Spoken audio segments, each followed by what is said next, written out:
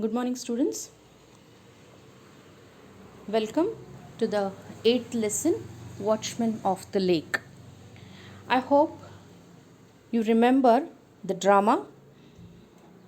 Let us now have a glance on the question answers of this lesson. What was the significance of Mara's dream? Mara gets two dreams in the course of the play. The first time, it is the dream of the goddess who urges Mara to get a bank built for River Veda so that she could find a home for herself. The second time, it is the same goddess furious that her plaything Veda has been imprisoned in the man made bank.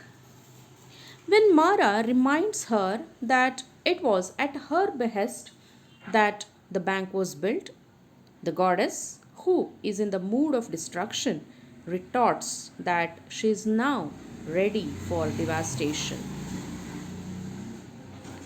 After the vision, both the times Mara works for the general welfare. After the first dream, he wants the bank to be built because he knows that the preserved water would be of great use to the subjects of the king. The second time, after the dream, when he realizes that nothing can stop the goddess from the act of destruction, he sacrifices himself in order to save the king and his kingdom. Thus, we see that Mara is a true savior of people. If this is one significant aspect of the dream, there is one more point full of wrath. Maybe she is displeased by selfish people who try to exploit the water in the bank for their own good and wants and to teach them all a lesson. Even here, it is Mara's sacrifice that comes to the forefront. The significance of the dream is that we have no control over divine design. Yet, if we have the nobility of Mara, we can escape the destructive edge of even divine plans. Second one, what instructions did Mara give his son about the lake and the creatures?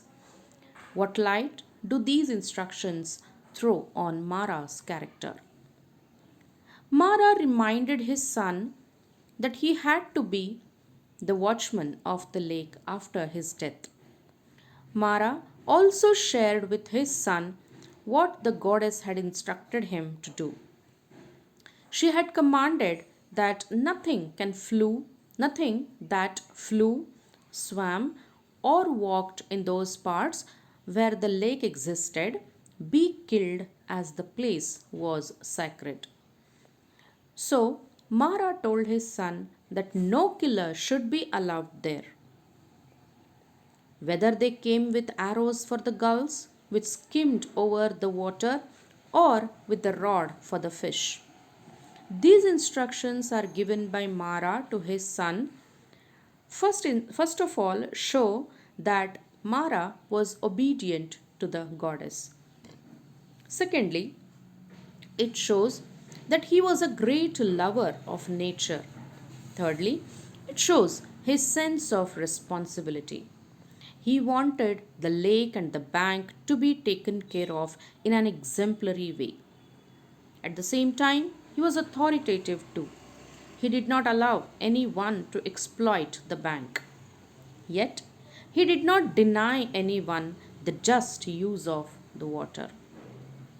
Thus, we see that Mara was a noble watchman of the lake. Third one, bring out the significance of the sacred spot that Mara describes to the king. According to Mara's narration, the spot was sacred because Lord Hanuman stood there on the day Lakshmana lay in a dead faint in the battle battlefield at Lanka. Hanuman was guided by divine omens and came to the spot where the king stood and went up the mountain to find the Sanjeevani, with which he revived Lakshmana. In the place of Sanjeevani, a stream rose and it flowed past the spot where the king stood. Thus, the place was sacred for two reasons. First of all, the great Hanuman came there. Secondly, river Veda originated from the spot where Sanjeevani grew flowed here. Thank you. Let us see some more answers in the next class.